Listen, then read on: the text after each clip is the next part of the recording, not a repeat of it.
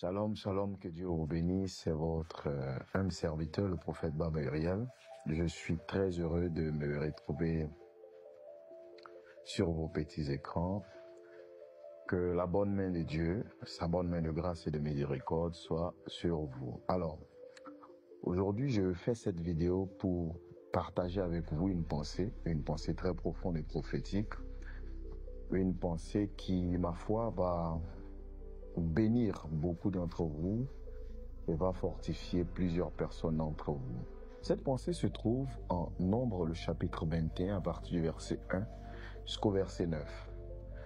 Dans cette portion des Écritures se situe un pan de l'histoire du peuple d'Israël qui, après sa sortie d'Égypte et après plusieurs étapes de leur vie, était arrivé à un moment où ils devaient affronter une nation et ils ont fait un vœu à Dieu en disant à Dieu, si tu nous livres cette nation, nous allons vouer à l'interdit tout ce que nous allons trouver dans la ville et dans le pays.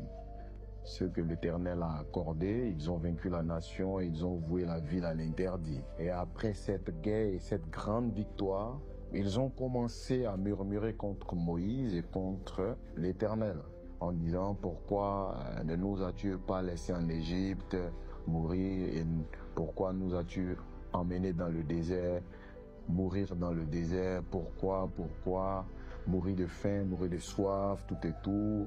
Bon, les nombreuses plaintes qu'ils avaient l'habitude de faire et qu'ils avaient l'habitude de dire dans leur histoire. Et l'Éternel, dans sa sentence, a fait venir des serpents brûlants qui ont commencé à mordre les enfants d'Israël et plusieurs d'entre le peuple avaient commencé à mourir. C'est alors que c'était devenu tellement catastrophique qu'ils sont allés voir Moïse pour dire à Moïse, s'il te plaît, prie le Seigneur parce que nous reconnaissons que nous avons péché. Demande au Seigneur de nous pardonner et de nous guérir de ce mal. C'est alors que Moïse, le prophète de Dieu, va aller prier et il va dire à Dieu, aie pitié du peuple. Dieu va lui donner une directive selon laquelle il devra se faire un serpent brûlant, parce que le texte dit, Dieu dit à Moïse de faire un serpent brûlant et de l'élever pour que quiconque regarderait ce serpent soit automatiquement sauvé et conserve la vie, soit préservé de la mort. Et Moïse va donc obéir à la voix du Seigneur. Il va élever donc dans le désert ce serpent d'airain. Je vais vous épargner des détails parce que Dieu lui demande de faire un serpent brûlant. Le texte dit Moïse fit un serpent d'airain. Donc Dieu demande un serpent brûlant. Moïse fait un serpent d'airain. Il élève le serpent d'airain. Quiconque regarde le serpent d'airain et il est automatiquement guéri. Je vous épargne ce détail. Serpent brûlant, serpent d'airain. Il y a une grosse révélation dans cette portion-là, mais c'est pas ce dont je suis venu parler aujourd'hui. Donc, il élève son serpent d'airain et quiconque regarde le serpent est guéri de la morsure des serpents brûlants dans le désert.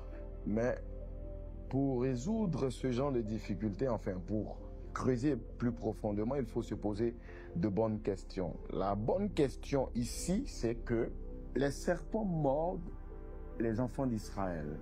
Ils ont demandé à Moïse de prier Dieu de les sauver, de les épargner de la mort. Mais quand Moïse prie Dieu, Dieu ne chasse pas les serpents. Comment? C'est lui qui les a fait venir. La meilleure manière de sauver le peuple qui est en train de mourir, c'est de faire partir les serpents brûlants qui mordent les enfants d'Israël, de les chasser automatiquement. Mais quand Moïse s'en va prier, Dieu ne chasse pas les serpents. Non, il ne les chasse pas. Il ne dit pas à Moïse, ok, j'ai compris, je vais chasser les serpents. Il dit à Moïse, ok, j'ai compris, mais toi-même, fabrique-toi un serpent et élève-le. Quiconque regardera ce serpent. C'est là que se trouve le gros mystère, en fait.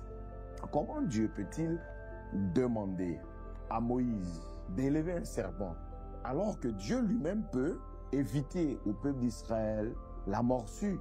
Il peut chasser directement les serpents. Mais il demande à Moïse, élève un serpent et quiconque regardera le serpent. Comment? Qu'est-ce qui nous cache au fait? Quel mystère Dieu nous cache? Il peut bien les chasser, mais il demande au peuple d'Israël Enfin, il demande à Moïse d'élever un serpent et il faut absolument que le peuple d'Israël regarde le serpent. On va faire plus simple. Chasse les serpents et puis nous, on est débarrassé. C'est vrai que plusieurs sont morts. Il y a encore quelques vivants qui ont été mordus par le serpent. Mais au moins, ça nous évite d'être davantage mordus. Mais tu nous demandes, non seulement tu ne les chasses pas, les serpents, mais tu demandes à Moïse de fabriquer un serpent des reins, de l'élever. Et nous qui avons été mordus, si nous regardons ce serpent, nous serons guéris et nous serons sauvés, nous serons épargnés de la mort. Je regarde ce texte et je me dis, mais qu'est-ce que Dieu va nous apprendre, prophète? Et c'est là que la sagesse infinie de Dieu va parler d'elle-même. Et c'est là qu'elle va me parler. C'est là que Dieu me dit, tu vois, en fait, le serpent qui mord chaque membre du peuple d'Israël, c'est le problème. La morsure du serpent, c'est le problème, c'est le mal. La morsure du serpent, ce sont les combats. La morsure du serpent, ce sont les difficultés. La morsure du serpent, ce sont les batailles auxquelles nous sommes confrontés. Mais la meilleure manière de vaincre, la meilleure manière de dominer, la meilleure manière de réussir, la meilleure manière de résoudre un problème, c'est de regarder au-delà du problème. C'est pourquoi Dieu dit à Moïse, les serpents, je ne vais pas les chasser. Ils seront là. Et la preuve qu'ils seront là, toi Moïse, fais-toi un serpent. Mets-le devant les yeux du peuple d'Israël. Il ne faudrait pas qu'ils cherchent une solution ailleurs, en fait. La vraie solution se trouve dans le fond du problème. Parce que là, dans le désert, la morsure du serpent, c'est le problème. Mais la plupart des solutions qui peuvent nous donner de nous hisser au-delà de nos réalités se trouvent dans les problèmes eux-mêmes. Donc, il demande au peuple d'Israël de regarder le serpent des reins. Mais pourquoi Dieu ne demande pas à Moïse de juste poser le serpent à terre sur une table, mais il demande à Moïse élève le serpent? Parce que, au fait, en regardant un serpent élevé, on voit forcément le ciel. En regardant un serpent élevé, on voit forcément derrière le serpent le ciel.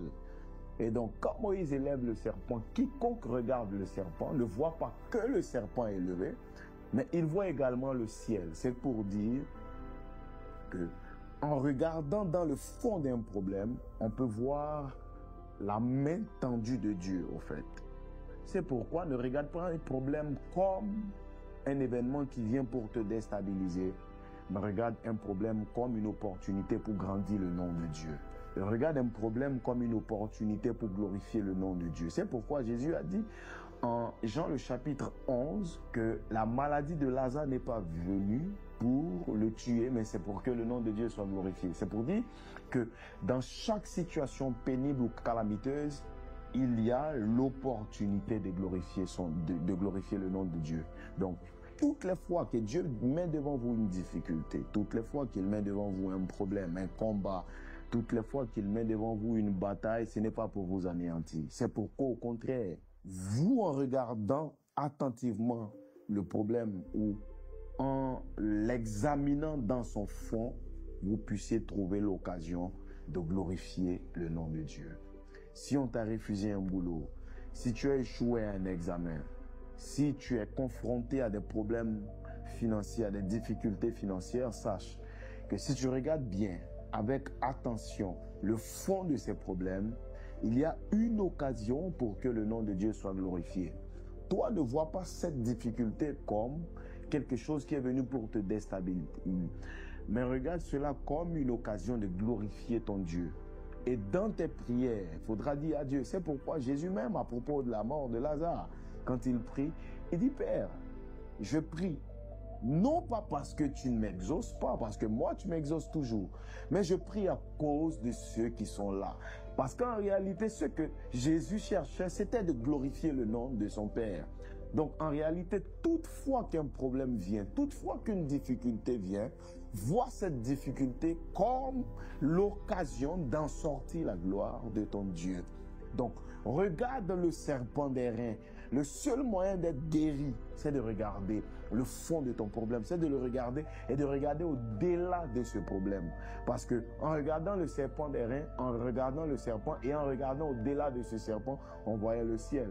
Et donc, en regardant ton problème, quand tu finis de l'examiner, quand tu finis de regarder tes problèmes financiers, tu finis de regarder tes problèmes de foyer, tu finis de regarder ta maladie, quand tu regardes tes problèmes d'emploi, quand tu regardes ta vie professionnelle, quand tu regardes ton foyer, quand tu regardes la vie de tes enfants, dès que tu finis de regarder en long et en large, quand tu finis de regarder la profondeur de ces choses, regarde aussi au-delà.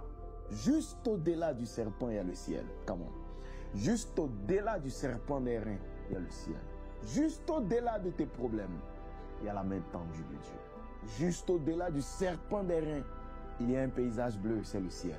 Ne regarde pas que le serpent, mais regarde aussi au-delà du serpent.